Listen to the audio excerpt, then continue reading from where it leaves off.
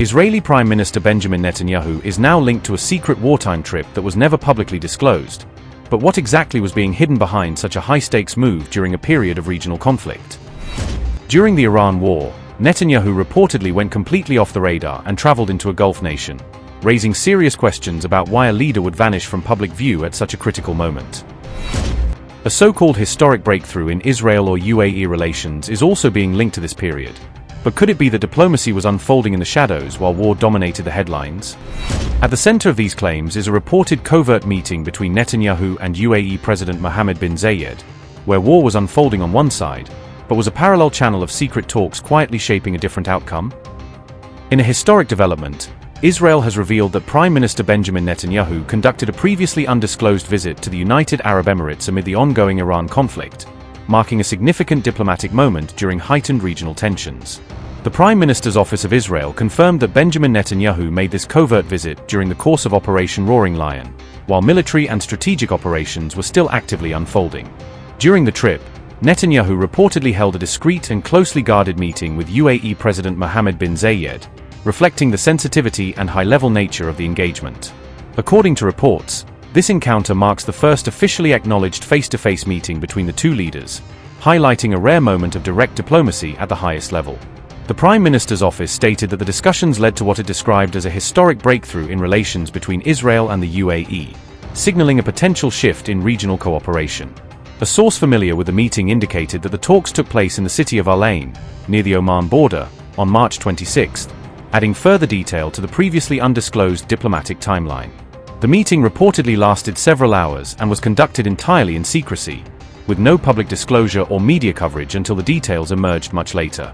This development comes in the aftermath of earlier failed peace negotiations and at a time when US President Donald Trump is visiting China, adding a wider geopolitical backdrop to the event. The announcement also comes in the wake of separate reports suggesting that the heads of Israel's two primary intelligence agencies carried out visits to the United Arab Emirates during the ongoing conflict with Iran, further deepening the picture of behind-the-scenes diplomatic and security coordination during wartime conditions. According to these reports, the leaders of Israel's two main intelligence organizations are said to have independently traveled to the UAE in recent months, indicating a coordinated but carefully concealed pattern of high-level engagement despite the public sensitivity of the conflict. According to intelligence reports, Mossad Director David Barnea is believed to have visited the UAE at least twice during the war period, as reported by international media outlets including the Wall Street Journal. Further reports suggest that these meetings were held in March and April, indicating a sustained pattern of back-channel diplomacy between the two nations during a highly volatile period. Meanwhile, Shin Bet chief David Zini is also reported to have visited the UAE in recent weeks, according to the Times of Israel, underscoring ongoing security-level coordination. It is important to note that none of these meetings have been officially confirmed or publicly disclosed by either Israel or the United Arab Emirates, leaving much of the information based on reports and sources. The development gains further significance in the broader regional context, especially as the UAE has also been reported to have taken part in actions against Iran during the course of the ongoing conflict. The UAE reportedly carried out direct military strikes on Iran without publicly acknowledging them, according to a Wall Street Journal report citing people familiar with the matter. The report says the UAE became an active combatant in a war in which Iran had also made it one of its biggest targets.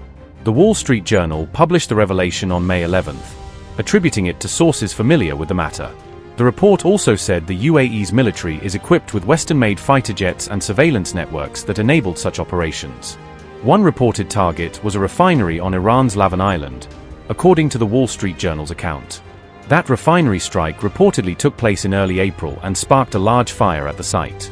The damage reportedly knocked much of the refinery's capacity offline for months. Lavin Island sits in the Persian Gulf, making any strike there strategically and politically sensitive. H.A. Hellier said, and I quote, "The Emiratis made it clear early on that they didn't want this war, but it's also clear that since the first Iranian strikes on the UAE took place, Abu Dhabi's been quite transparent that they see the regional picture as having changed dramatically.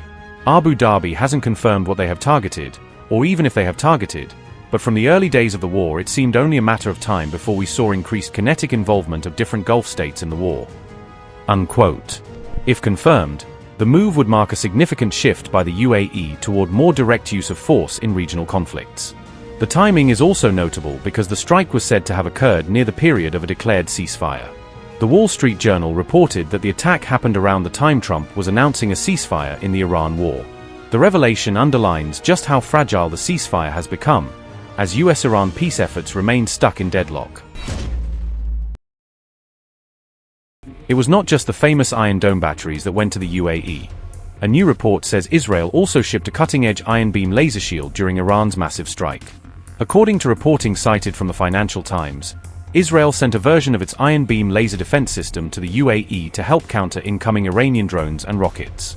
The system is designed to fire high-energy laser beams that vaporize short-range rockets, mortars, and drones before they can reach cities, bases, or critical infrastructure. This deployment is described as one of the first major wartime defense links between Israel and the UAE since they normalized ties under the Abraham Accords. One regional official told reporters that the move showed the value of being Israel's friend when a conflict erupts and missile sirens start to wail.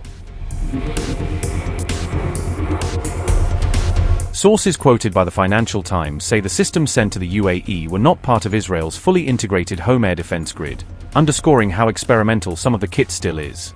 One source described the process as taking systems off the bench and effectively handing them over for Emirati crews to operate under Israeli guidance. The report notes that Iron Beam itself was among the prototype systems rushed into active use, turning the Iran war into a live proving ground for directed energy weapons. Before the UAE deployment, Israel had already tested Iron Beam against Hezbollah rockets and drones fired from Lebanon, showcasing clips of laser shots on state-linked channels.